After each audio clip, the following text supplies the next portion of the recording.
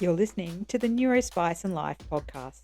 And I'm Hanna, sexologist, sensologist, lovable weirdo, oversharer, and not sorry about it. And I'm Freya, alexithymic counsellor, mum, chaos wrangler, and happy little steamroller. Whether you're neurotypical or neurodiverse, our podcast is for everybody and every brain that has ever been labelled. I'm Freya. And I'm Hanna. And today we're talking all things lazy. Lazy is such an interesting label. All right. I think we've all been called lazy at least once in our lives, and that's not just neurotypical or neurodiverse people, that's everybody. Yeah, it's pretty universal, I think. I think I've probably been called lazy at least once today. Did you do it or did I do it? I think it was my child. To be fair. I was trying for a sleep in. But like this is one that we carry, I think, way back for a long period of time. And I remember, certainly when I was growing up, different instances of whether it was parents or grandparents calling us lazy because each generation had a different standard as to what lazy meant. And to be fair, for us, a lot of our time was like spent watching like Buffy and like other reruns, Survivor, curled up in front of telly. You should be out playing in the sun. Oh God, the whole you should be outside. Yeah. I think that was the one that really got me. Why do you have your nose in a book? You should be out playing. And it's like, do you want me to learn things or do you want me to be active? My brain's active. Does that count? Does that count? Is that okay?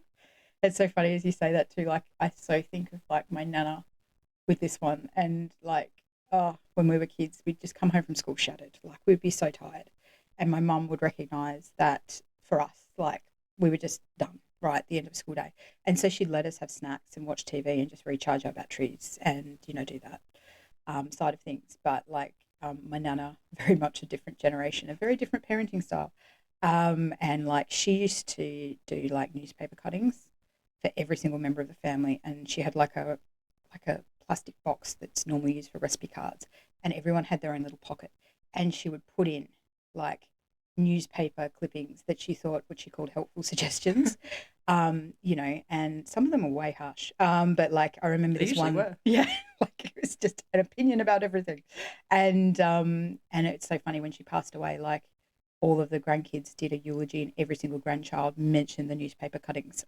separately. It was hilarious. But yeah, this particular one that she did was like a cartoon image of kids eating like snacks in front of telly. And then there was like this huge heading and it was like lazy children. And it was just there. And it stuck so much. Such a value. Well, you still remember it. Yeah. Decades later. Can't remember anything of the article or anything else, just this giant heading and all the rest of it. And it's sort of it really planted that as an explanation for everything that was happening with me. And like also as well, PE teachers or gym teachers at school, similar thing, right? You mean the torturers? The torturers, the state-sanctioned torturers. They would literally call me lazy. And now I realise, I'm hypertonic, hypermobile. Like movement for me was hard, but their whole thing was if she just tried harder. And and so I just learned not to try because it was easier not to try than to try and get called lazy. And that kind of became like an opt-out mechanism for me for my whole life.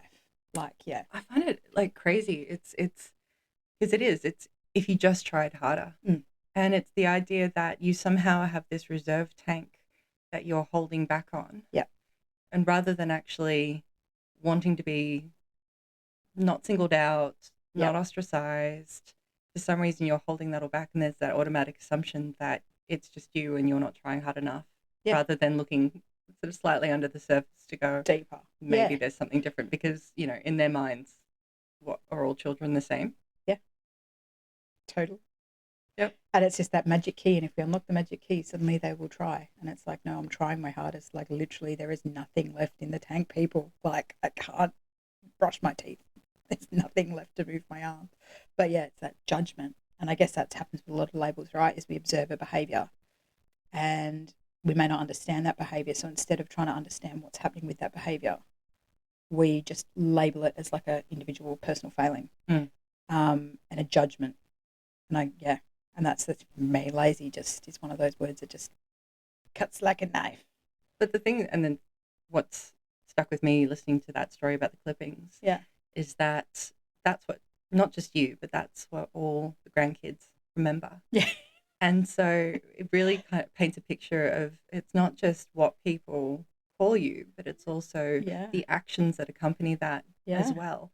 So I'm sure there was insinuations of love behind the action. Yeah, sure. But it felt like you were being judged. All the time. All the time. Yeah, all the time. So it was wild. I'm sure I've probably got some for every episode that we go through this season, but for now we'll stick with grandmother's cutting that's applicable to every single one. To everyone. So what about you? What was lazy like for you as a kid? Oh, gosh. I mean, I remember going on road trips with my grandparents, and it was a constant, I wasn't sort of really allowed to relax in the car trip. There was always a learning opportunity. Right. So it was always an opportunity to do my times tables. Yeah. To do mathematics of some sort, to learn new words, and I loved it, right? Because I was getting lots of attention from my grandparents until I didn't love it, because I'm like, please leave me alone now. This is a 6-hour car trip. At some point, maybe we could stop doing math. Yeah, right. And so for me, because of that, and because I was smart up until the point when I found things harder, there was, I don't want to call it the gifted child syndrome, but everything came so easily for me up until the time when it came to be quite hard. And I didn't understand the difference, and I didn't understand why things were hard. And so I started to internalize a lot of shame as to, well, I can't ask for help because I already have the smart. You pick this up so easily. I had all those labels. I was getting validation, and I didn't want to stop that. And even like you're fresh out of excuses. And even as a kid, I remember that glowing pride of what it felt like to have adults tell me how smart I was. And I didn't want to lose that. So I didn't feel safe to ask questions. And I particularly remember in year 5, and I will shout out to my mum here, when I was going through my diagnosis to get my ADHD outcome, I needed to have my school reports. And so thankfully my mum, who, bless her, never really throws out anything. Ever. Love you, Mum. Love you, Mum. And so I was going through my school reports, and I remember the hindsight image of me as a student, very different to what the teachers said in my reports. So it was obvious to me, even as I was going through them, and I had all of them from prep all the way through to year 12. Oh, wow. And going through them was like revisiting my childhood with a whole new lens that I did not like. Because to me, it was glaringly obvious that there was a problem. And the hilarious thing was my year 5 teacher had a temper. If you didn't know something he thought you should know, he would go off like a frog in a sock.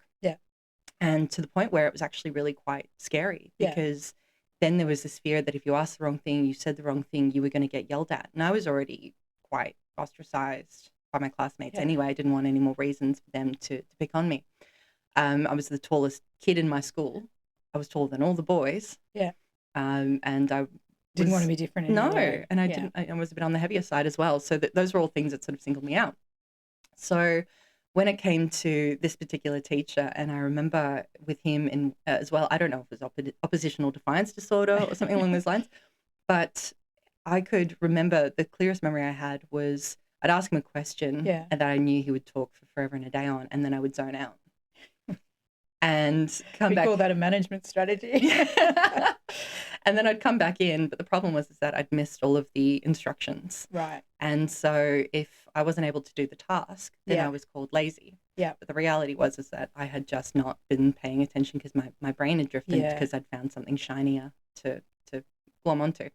And so this one particular assignment, and I was already 2 weeks late with it. He'd already sent a letter home to my mum. And I remember setting my alarm clock at 3 a.m. in the morning. Which still woke up my mum. I was supposed to be like really sneaky. And keeping in mind here, I'm like 10 years old at this point. So I'd set my alarm for like, 3 a.m., something like that. And I'm imagining like a 1980s, like 1990s, like big black chunky alarm clock with that. 100%. Still haunts me in my dreams. So getting up to that and then essentially knocking out the assignment in 2 hours, what I could not do in the 2 weeks prior and the 2 weeks prior to that. Yeah. And handing it in, not failing, but certainly getting my report card, coming back and saying, you know, Hannah's a lovely student when she pays attention. And I would like to say thank you very much for that, because that was the report I sent in to get my diagnosis. So in the end, my year 5 teacher really did help me. It helped you out, not the way you were expecting. Not the way I was expecting. But I remember it was the fear of asking for help. Yeah. And it was the fear of not knowing how to get started. Yeah. And so it was that white piece of paper and just like the sheer terror that comes along with that and the thoughts. Yeah, yeah. It was blank. And so it was this inability to find the motivation to know what to do, because there was the paralysis that if I got it wrong, again, consequences. Yeah. So often for me, it would become the perfectionism paralysis. Yeah. And it's almost like it's safer not to try, or it's like safer to opt out. You're going to get yelled at anyway, right? So 100%. It's easier to be yelled at for not giving a toss than like giving it a go and then not doing it well. Yeah, absolutely. Yeah. It's so funny as you say that too. Like I think about like uni and like work tasks, and there's like a couple that are like, you know, just absolute thingers. And like my uni, like if you look at my transcript of my undergrad, it's all like passes and stuff like that. But the story behind those marks is literally it was a percentage a day for every day it was late, past the due date. All right, so basically no consequence at all until it's 30 days late. And that was kind of for me like the magic cutover, because then suddenly I needed to write an assignment that was an HD standard to pass. And routinely that would be like the ticker. I would get to that. I would go to the library, because that was back in the day where you physically had to borrow books, because nothing was online, and you had to go to the computer lab.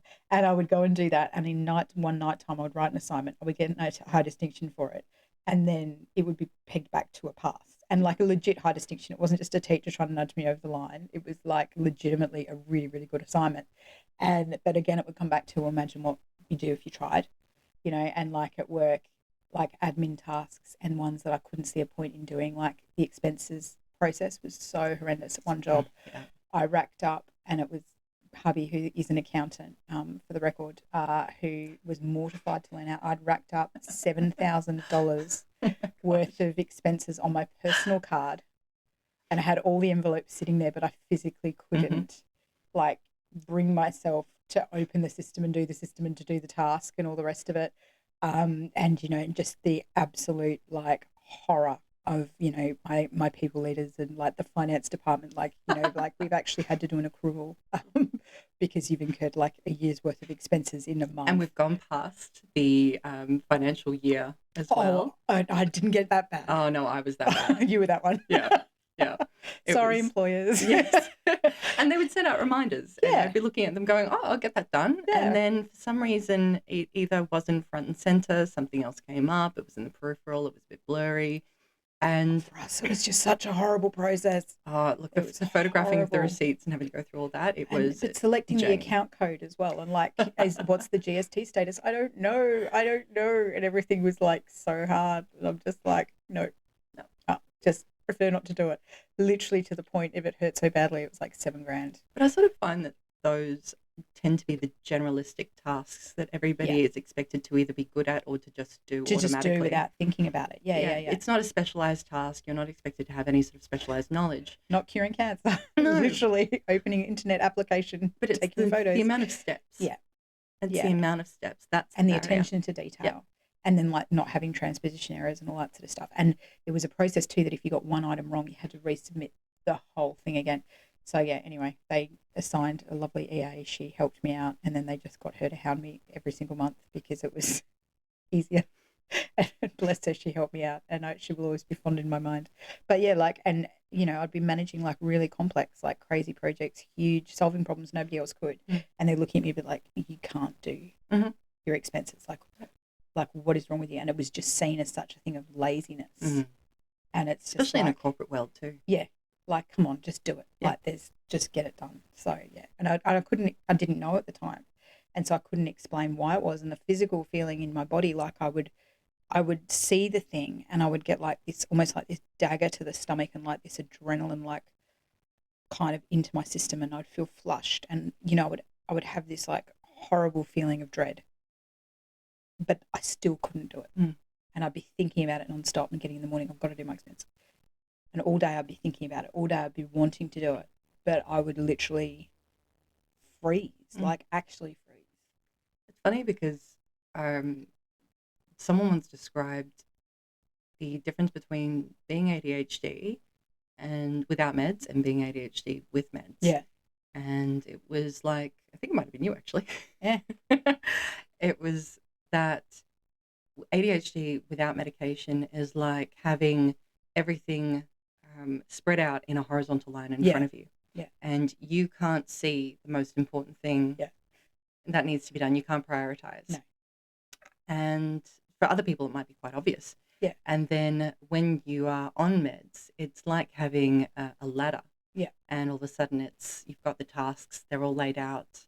You can actually see them the way that they should be seen in terms of clearer priority. It's not the magic pill that cures all, but it helps you see the forest the wood for the trees. Yeah, absolutely. And it's just one of those trees from the forest, forest from the trees, wood from the things.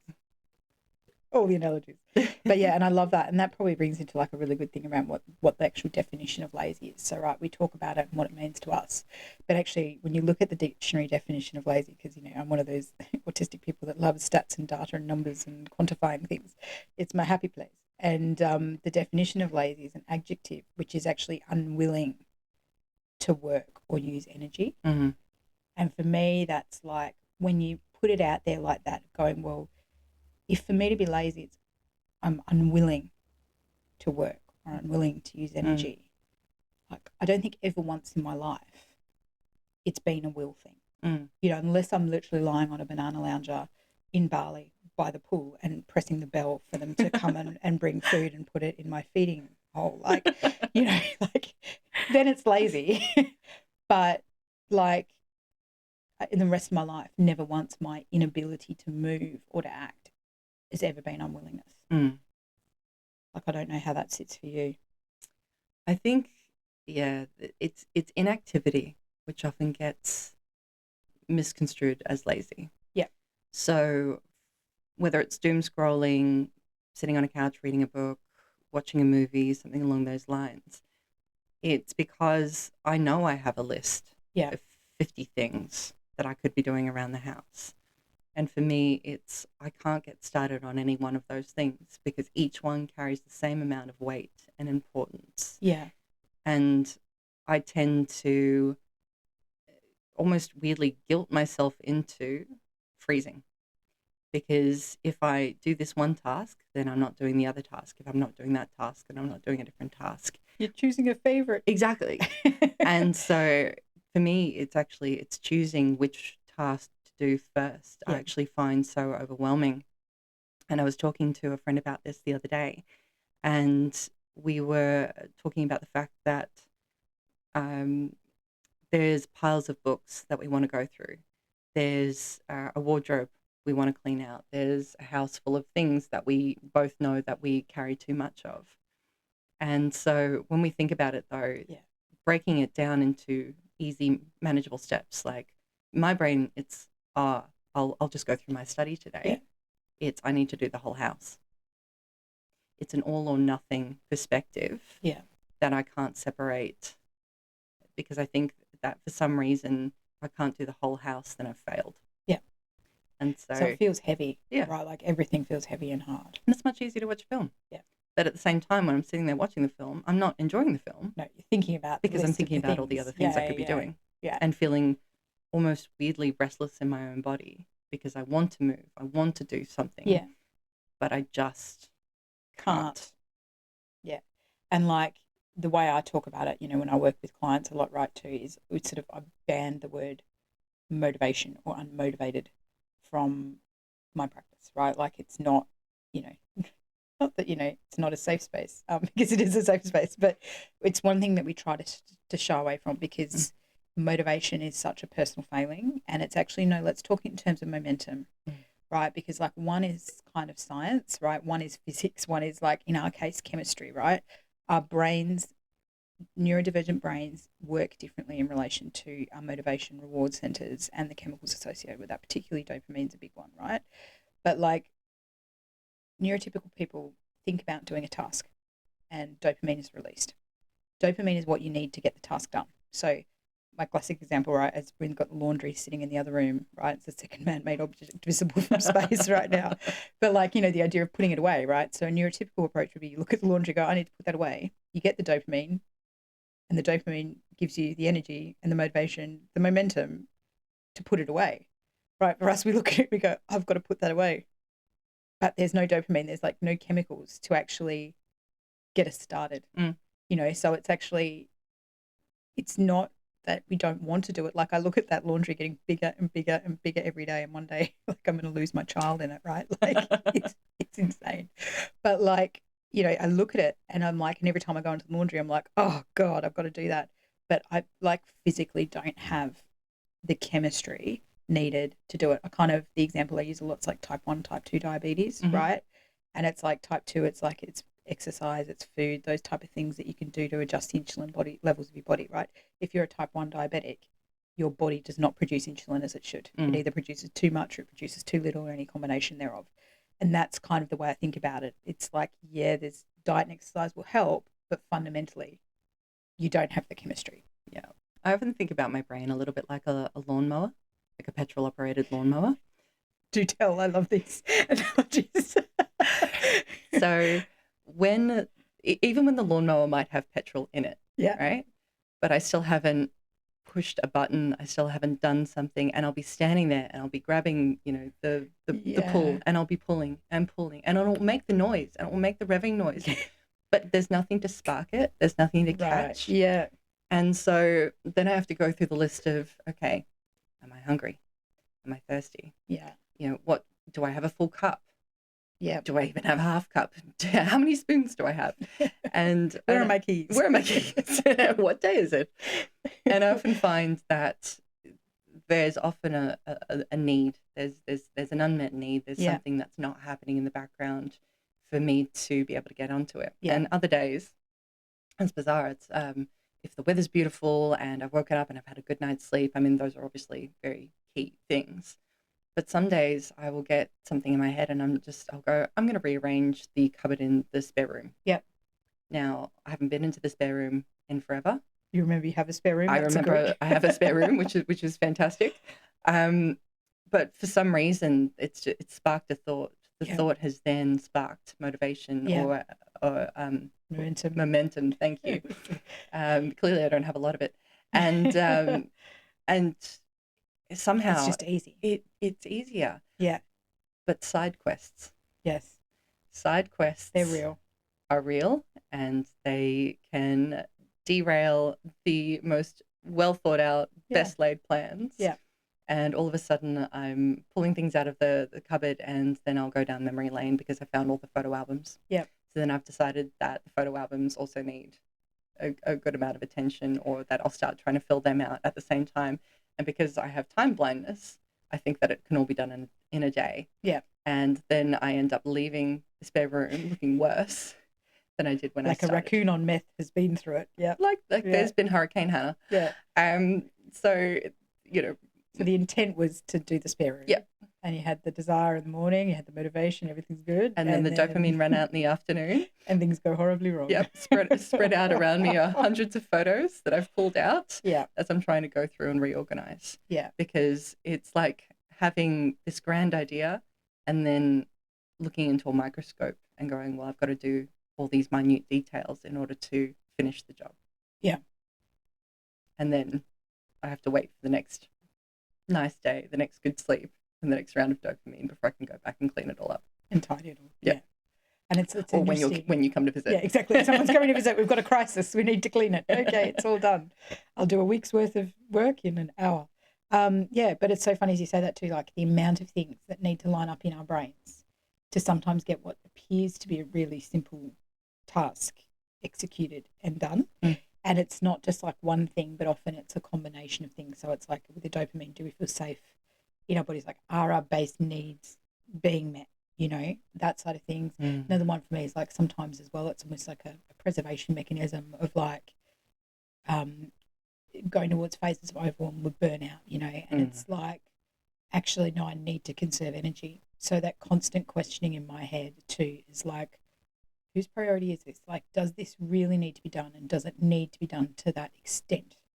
Right? Like, because how much do I actually have to give to this today? Right? Like, whether it's spoons, energy, whatever you call it, like, if I don't have enough in the tank, I'm not gonna get it done. And actually sometimes making the choice not to do things and putting a line through it and going, I'm actually not going to do this today. I'm not even going to try. I'm going to take it off the list, because reality is in the morning, right? We've all got 100 things to do. We maybe have got capacity to do 10. There is not one person in the world that has enough time or hours or energy in the day to do what they want to do, neurotypical, neurodivergent, whatever. But like that ability to draw the line through the 90 and actually go, no, I'm just going to focus on the 10. And that can sometimes be really, really hard. But at the end of the day, if you make that conscious decision to opt out in the morning and do less, and then only focus on the 10, at the end of the day, they're still not going to get done, but you just don't feel as bad about it, if that makes sense. Yeah, I think you hit the nail on the head there. And it comes down to expectation. Yeah. And it's not just your expectation that you might be aligning to, it's somebody else's. Yeah. Because again, talking about that fear of consequence, that I'm going to let somebody else down, I'm going to make, they're going to get angry at me. And then even I'm if going that to be voted off the island. Yeah. And even if that doesn't happen, the fact that you've thought that it's a possibility means that the threat is real. Yeah. And so when it comes to expectation, and the reality is I think we do expect a lot of ourselves on a day-to-day basis. And then the downward spiral, the punishing, you know, turning to a glass of something at the end of the day in order to cope with the fact that we didn't meet our own expectations, let alone other people's, imagined or otherwise. And I think that there's such a beautiful thing in acceptance. Yeah. And I think that part of the reason why we're so hard on ourselves is because we have unrealistic expectations. Yeah. But the fear of not meeting expectation, whether it's yours or somebody else's, is often enough to make sure that we don't have enough spoons, that we do burn out. Yeah. Because we're trying to meet these unrealistic expectations. And often, whether they come from social media or whether they come from the comparison to other people, it's not an uncommon story. It's something I think a lot of people can relate to. And I look at it particularly when it comes to things like exercise. And I look at other people, and you know, I found that I could be sitting there on the couch looking at my shoes, and I know how good I'm going to feel at the end of a workout. Yeah.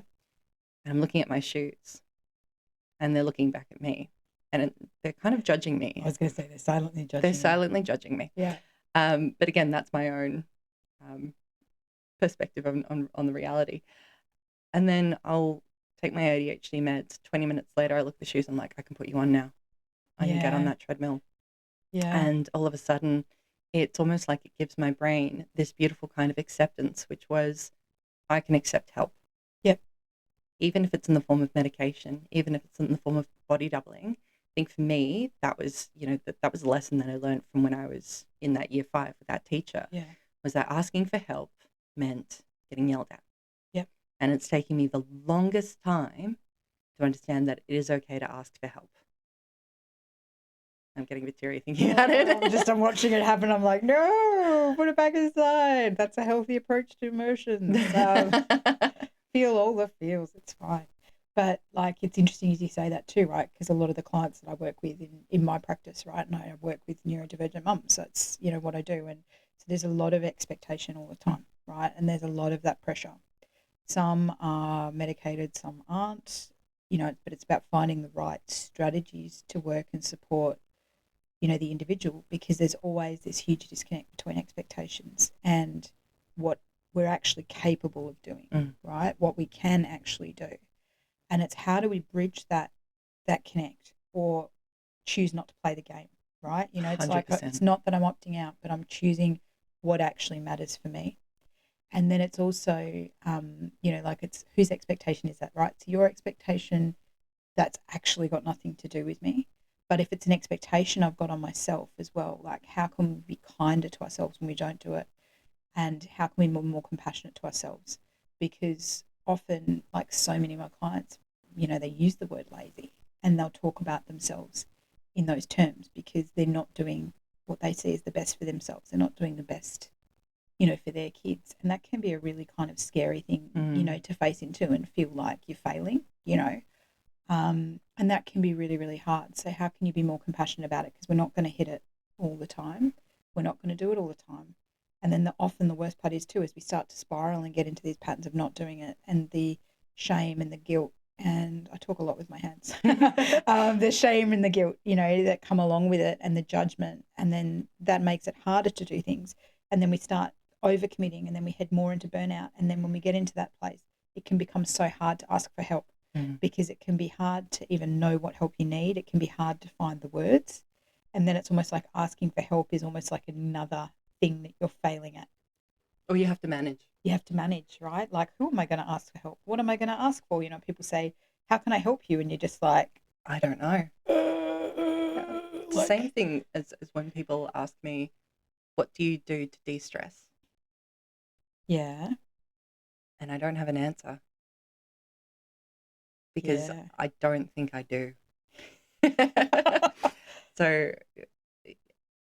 I've got a family, I've got a dog, I've got a very needy dog, and what I find helps is I'll go on a walk with him, I'll meet other people, we'll say hi, we'll have a brief interaction, I'll pat their dogs, I'll get dopamine from that, which is great. But when it actually comes to people going, what do you do for you? And like, what's your creative outlet? For the longest time, I didn't have one. Yeah. Because it felt in a culture full of hustle culture. Yeah. If I wasn't doing something productive. Yeah. That stillness, that quiet. Yeah. So colouring, painting. Yeah. Could be your dressmaking. Dressmaking. I haven't touched my Costumes. sewing machine in I don't know how long. Reading is a big one for me too. Reading is an activity now that I used to love when I was a kid. I would hole away for hours. I would get so absorbed in worlds and it was incredible. And now I can't seem to quiet my mind enough to be able to focus on what I'm reading because I'm constantly being drawn away by all the other tasks that I could be doing instead. And I find that like it's such a strong thing, which is if I was being lazy, I would be enjoying myself. You'd be having a great time. I'd be having a great time. You'd be on the Bali sun lounger. 100%. Yeah. And so if you were lazy, you would be enjoying yourself. And I often think about that because it's such a fundamental, what happens internally is so different from the perception of what you're doing externally. Yeah. Yeah. And it's so interesting to understand and unpack those different pieces. And if I think about it, right, it's probably a good opportunity to sort of press pause and invite like our listeners to take a moment to head out and observe how lazy fronts up for them and knowing what they know about the science behind lazy and how that all hangs together, to take that time to sort of see what that looks like for them and observe it like in that point of curiosity and understanding the momentum and the difficulties in getting started, finding that spark, that lawnmower, getting it going, right? And that ability just to sit with it and observe it. And then I think next time we come back, we're going to sort of reframe it a little bit more, be a little bit more compassionate to ourselves. Absolutely. And look at some tools maybe to work through it. You're listening to the NeuroSpice and Life podcast with Hanna and Freya, besties, brains, and more. If you've enjoyed listening, follow us on YouTube or your favourite podcast app and share it with someone else who knows the sting of a sticky label. We'll see you next time. Until then, stay spicy, stay wonderful.